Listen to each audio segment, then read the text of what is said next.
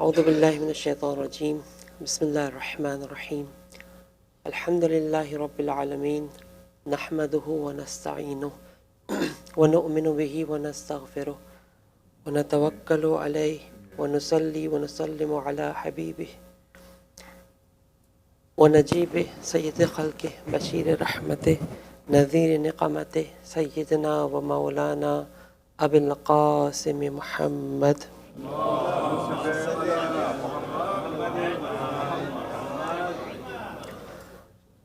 وعلى آل بيته الطيبين الطاهرين المعصومين المظلومين سيما بقية الله في العالمين اللهم صل على أئمة المسلمين وهماة المستضعفين وهداة المؤمنين أوصيكم عباد الله ونفسي بتقوى الله. In the beginning, on this day of Friday, which is the weekly day of the congregation of the Muslimin and the Mu'mineen, as recommended by Allah subhanahu wa ta'ala and Prophet sallallahu alayhi wa sallam and Ahl Bayt alayhi salatu wa salam, I remind myself first, and for all of you, this reminder is important, that we are the abd of Allah subhanahu wa ta'ala. We are the creation of Allah subhanahu wa ta'ala. We are created for a specific purpose in this world. And we have to keep in mind that we are in the presence of Allah subhanahu wa ta'ala. All our thoughts, our views, our actions are in the presence of Allah Jalla Jalaluhu. Inna rabbaka labil mirsad. And this is, maybe we can say, the reality of taqwa, where I am keeping in mind that I am created for a specific purpose. So each and every action that I am performing, it should be in line with the purpose for which I am created. These days and nights are the days and nights that belong to Lady of Light, Sayyidun Nisa al-Alameen, Hazrat Fatima Zahra, Salamullah alayha.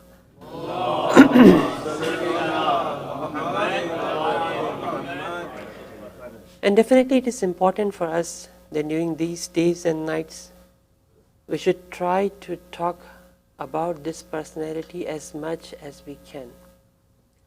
Not only showing our love, which is important, towards her, in the form of commemoration, weeping and crying, matam, and different other things that we do, all of them are important and necessary that we have to do.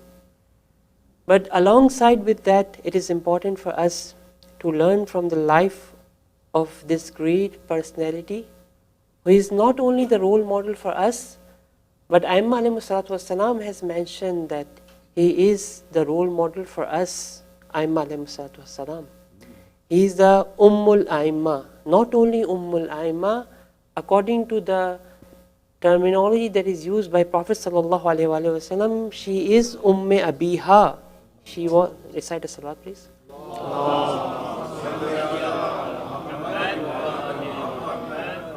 As I mentioned to you, these 20 days that we have, according to two riwayat, two narrations that we have, that after the demise of Prophet sallallahu alaihi wasallam, this great personality lived only for 75 days or 95 days after the demise of Rasulullah. It is a good opportunity that these 20 days and nights we should spend, despite the fact it's not enough. Maybe just one drop of this infinite ocean of purity that is there in front of us, we can learn something from it. And we can also purify our life with the lifestyle of this great personality. So now inshallah, if Allah subhanahu wa ta'ala give you a tawfiq, inshallah you will attend the majalis. Try to read books, try to read articles, try to read the sermon of Bibi Zahra Salamullah alayha, learn from this great personality. If Allah subhanahu wa ta'ala give us the tawfiq in these 15-20 minutes that we have, we'll try to learn one aspect, not directly that is related to the life of Zahra Salamullah alayha, but something that is related to the people who were living at that time. Inshallah, we pray to Allah subhanahu wa ta'ala that He should give us a tawfiq, that we can learn this lesson properly, and inshallah try to change our life according to our responsibility towards this lady and the progeny of that lady in our life, inshallah ta'ala. Recite aloud salawat, please.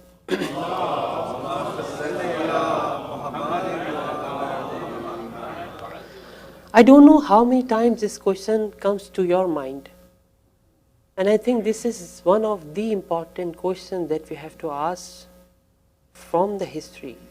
That why? Why Bibi Zahra Salamullah Alaiha was alone? Where? In the city of Medina. In the city that belongs to Rasulullah Sallallahu Alaihi Wasallam. That was Madinatul Rasul. And who is alone? The daughter of Rasulullah Sallallahu Alaihi Wasallam, for whom the Prophet has mentioned that Fatimatu bad'atum minni. For whom each and every time Rasulullah comes to the door and knock the door in this form, that Assalamu alayka ya ahla baytin nabuwa.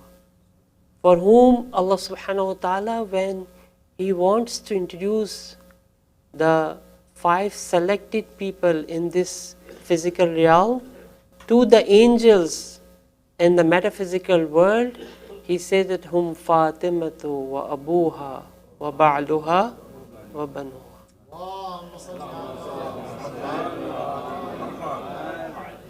Our question is that why? Why? Maybe people think and they have the fear of the sword of Ali ibn Abi Talib alayhi salatu wasalam. But Fatima was the flower of Rasulullah sallallahu alayhi wasallam.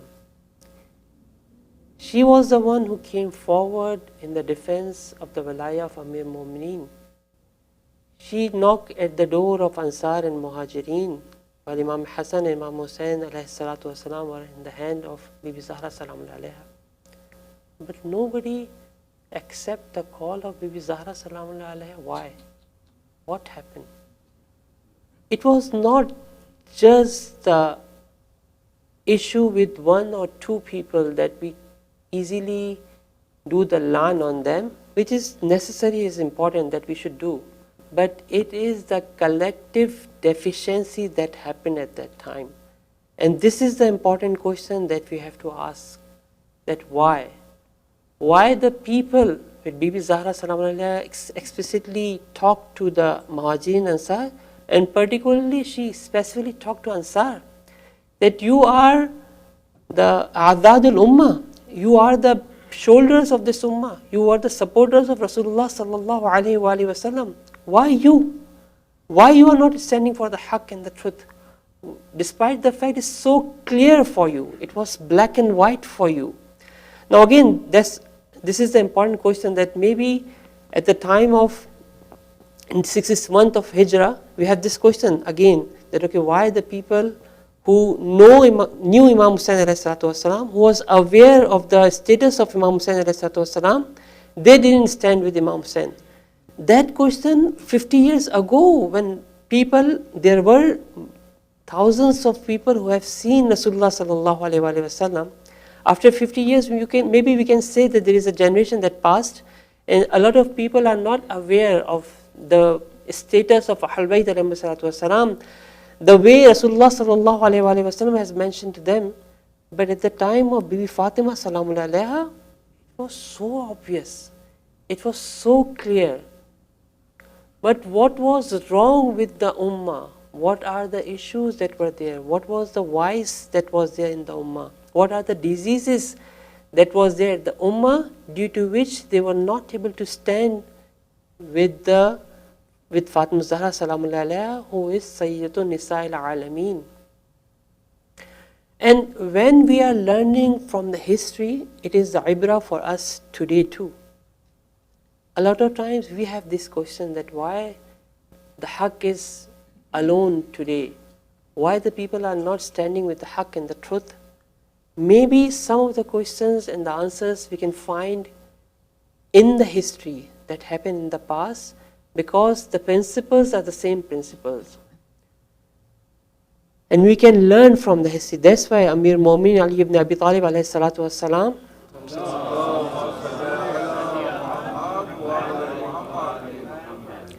in one of the letters to his son Imam Hassan has mentioned that you have to go through the history, because it will teach you the lessons. They are the history, are a book in front of you. They teach you the, okay, what is right and wrong, what happened in the past, and learn from the experience of the history. Now again, this is the main question that we want to answer. This historical fact that happened, we can analyze in different forms, different socio-political ways that we can evaluate that, different things that we have to understand that what happened at that time. But we have to look through the lens of Quran and divine lens, this thing that happened in the past. Maybe a socio-political scientist can come and evaluate what happened in the past and can present some reasons in front of us. Maybe some other person can come and present something in front of us. But why not we go to Quran and Ahlul Bayt and try to learn that what was the issue. And particularly, let's go to the sermon of Hazrat Zahra Salamullah Alaiha. Recite a salat, please.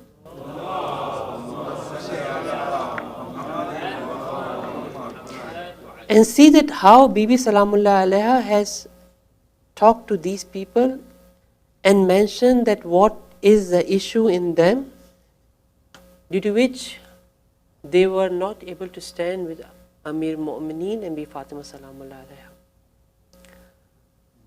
I can just give you one short statement. Definitely we don't have time, but we have to think about it. There are a lot of lessons that we have to learn from these days and nights that are going, what happened. It is still alive in front of us. It is not history. It is alive today too. One of the whys that is there, that Quran has mentioned again and again, and Quran talk about it a lot in different forms, is fear. Khawf. Fear is one of the whys, if that is there in an individual or a collective people, community or a nation, then in that case they will not stand with haqq. Fear of what? Fear of whatever you have. The fear is that there is a possibility that it will be taken back from you. You will lose what you have. What you have, maybe it is financial benefits that you are getting or we are getting. Maybe it is the status that I have. Maybe position that I have. Whatever I have, whatever I think that it belongs to me, the fear that I may lose it. This is the most important whys that is there. It is not used only by the people of that time, but it is the principle that Quran mentioned about shaitan. Ash-shaitan ya'idukumul faqr. Shaitan give the promise and say, okay, see that okay, if you do this, then you will become like you will lose everything. You will become faqir. Allah subhanahu wa ta'ala, وَلَنَبْلُوَنَّكُمْ بِشَيْءٍ مِّنَ الْخَوْفِ وَالْجُوعِ وَنَقْصٍ مِّنَ الْأَمْوَالِ وَالْأَنفُسِ وَالثَّمَرَاتِ وَبَشِّرِ الصَّابِرِينَ. This test will happen. We have to prepare for it. But if I have this fear in me of losing what I have, then in that case I cannot stand with haqq and the truth. Bibi Salamullah Alaiha, when she praised Amir Mu'mineen Ali ibn Abi Talib alayhi salatu wassalam,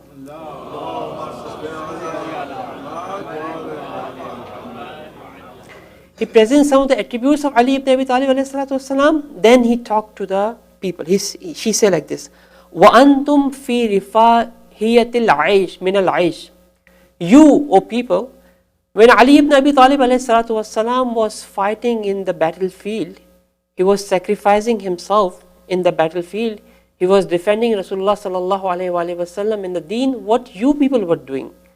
You were antum fi rifahiyatin min al-aish. You were enjoying your life. You have your life and you were spending your life with rifah. Everything was available for you. You were enjoying your life. You were just getting the booties that are coming from the battlefield and increasing your bank account from dollar to dollar and just counting how much I have right now, what type of house I have right now, what type of car I have right now. This is what you are going through. Then Bibi says that wadi'una fakihuna aminun. You are completely in peace. Fakihun from faqiha, from fruits. You are just using the fruits of what the sacrifice Amir Mu'min Ali ibn Abi Talib alayhi salatu wasalam was going through at that time. The tarabbasun bina dawair, and you were just waiting that okay, difficulties and hardships will fall on Rasulullah and the progeny of Rasulullah sallallahu alaihi wasallam, and we will be safe. Like there will nothing happen to us. This was the status of the people of that time. And as I mentioned to you that when you have all these things and you have a comfortable life that they are living in, now at the time when Amir Mu'minin Ali ibn Abi Talib alayhi salatu wassalam,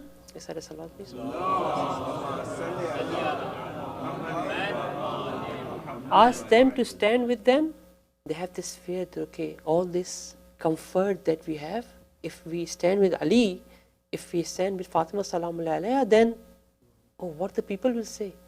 This fear is sometimes fear of going against the majority. Sometimes you say, okay, like do in Romans as the Romans should live a comfortable life. What the people are doing, what the people wear, how the people talk, how the people do stuff, just do it. Be comfortable. Don't do anything against the majority. Quran says, "La tuti akthara man fil ard yudilluka an sabilih." Don't follow the majority of the people. Otherwise, they will misguide you from the path of the haqq and the truth. But we say, okay, we are living in a democracy. The majority rule. Whatever the majority say, okay, we have to live like that. Okay, if this is the case, then keep in mind that majority was somewhere else at the time of Amir Mu'minin and Bi Fatima salamullahi alayha. There was minority in minority who stand with Fatima Zahra salamullahi alayha and Amir Mu'minin Ali ibn Abi Talib alayhi salatu wassalam. Get rid of this fear. إِنَّمَا يَخْشَى اللَّهَ مِنْ عِبَادِهِ الْعُلَمَاءِ. That we should only fear Allah subhanahu wa ta'ala, and there should not be any other fear in our heart. It does not mean that we are not careful. We don't know what to do and what not to do. But don't select a route based on the fear. Select a route which you think that Allah subhanahu wa ta'ala and Ahlul Bayt alayhi salatu wasalam wants us to do, despite the fact that it's a difficult route. Despite the fact that you have to pay the price for that. Be ready for it. Be prepared for it. And inshallah Allah subhanahu wa ta'ala give us the strength as an individual and collectively so that we can get rid of all these fears that are there in our heart, and we just have the fear of Allah Jalla Jalaluhu inshallah ta'ala. Recite a salat please.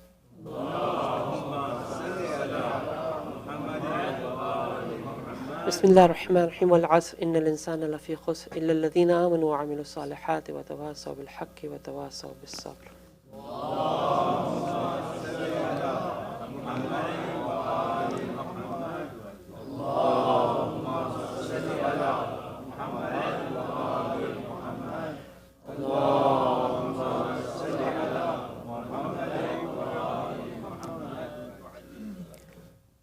بسم الله الرحمن الرحيم الحمد لله رب العالمين والصلاة والسلام على سيدنا ومولانا بالقاسم محمد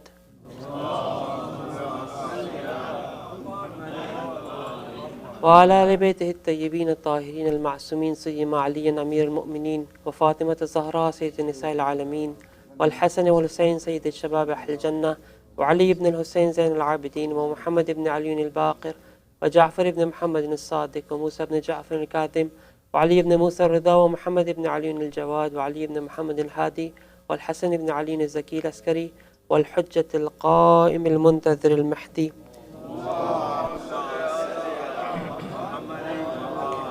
اللهم صل عليهم وصل على أئمة المسلمين وهماة المستضعفين وهداة المؤمنين. أوصيكم عباد الله ونفسي بتقوى الله. Assalamu alaikum wa rahmatullahi wa barakatuh.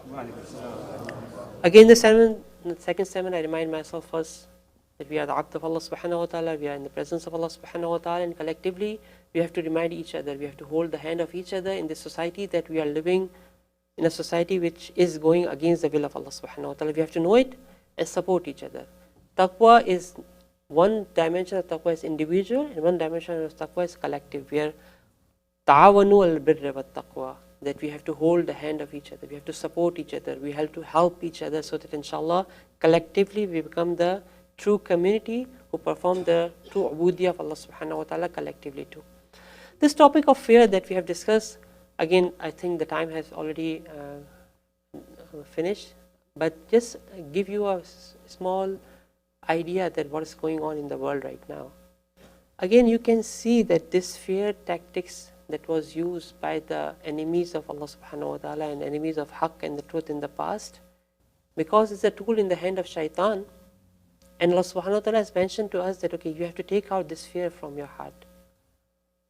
Now the imperialistic powers of the world, they are trying to present what they did in Gaza. They have used the ammunition and the bombs. I don't know, you have seen the statistics on this is available right now publicly too, that the ammunition that is used was much more than that was used in Second World War. Now where? You know that this landscape that is known as Gaza, what is the dimension? Like for example, as far as the square footage is concerned, can you imagine that how much this space is? It is less than Mississauga. Can you imagine that? It is less than Mississauga right now. And these type of ammunition, like at places which are at the most populated area, these people who are saying them that, okay, we are the defenders of the human rights, we are the defender of the freedom, we are the defender of the women rights, they are doing that in the name of so-called freedom.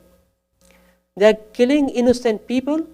Despite all this, we are seeing that. But what they are trying to do is that they are trying to present in front of all the people of the world that, see what we did to this piece of land, we can do to all of you too, if you do not follow our instruction. If you do not become our slave, then we can do to all of you. We don't have any limitations. This is a question that we have to ask, that why? Why 10,000 innocent children are martyred without any reason and nobody is saying anything? Like those governments who are saying that they are the supporters of the freedom of human rights and all these things, why not one time you are ready to condemn these atrocities that are going on? One time? Thousands of people right now living in starvation for more than 1 year and nobody is saying anything. What is this? What type of world that we are living in? And now we have fear that if we say anything, all these labels will be there, the anti-Semitic and anti-this, anti-this. All of us are anti-human right now. All of us are anti-divine right now. All of us. Wherever we are sitting, whatever title we have, all of us are going through this. When International Court of Justice says somebody as war criminal, nobody is saying to stop it. But yeah, whoever you want to label it as terrorist, you can do that. What about all these laws that you have to you define yourself? It is your personal lines that you have to set. Why not we are allowed to say something against you? Why not? What's wrong with us? Can we call ourselves as a human being that this type of starvation is going on? Crying on the history is quite easy. That what happened in Karbala, we are crying on that. Definitely it is important that we should cry. And because of the people who were martyred at the time, there is no equivalent of that in this physical realm at all.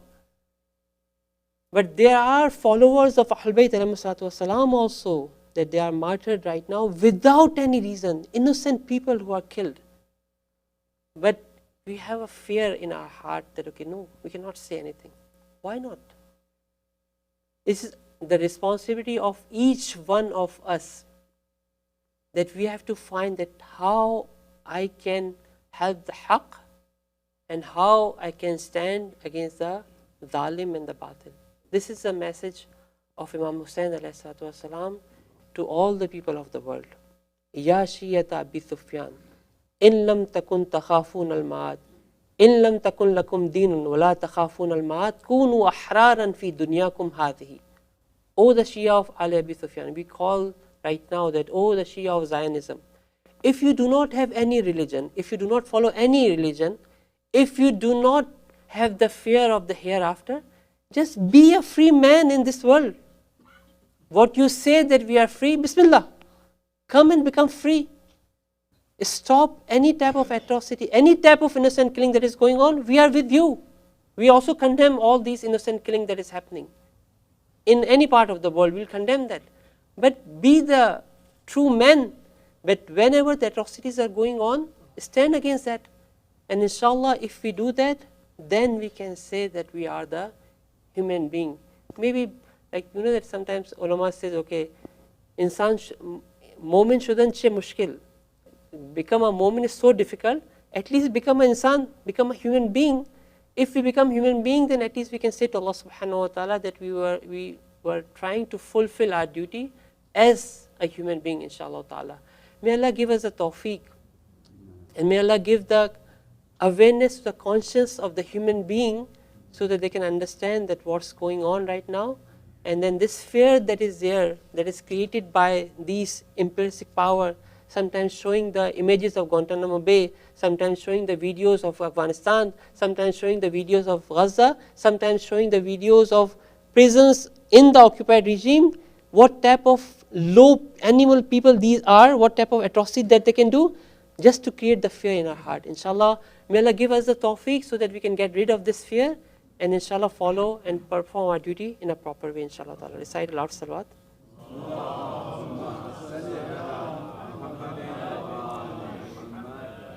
أعوذ بالله من الشيطان الرجيم بسم الله الرحمن الرحيم إذا جاء نصر الله والفتح ورأيت الناس يدخلون في دين الله أفواجا فسبح بحمد ربك واستغفره إنه كان توابا.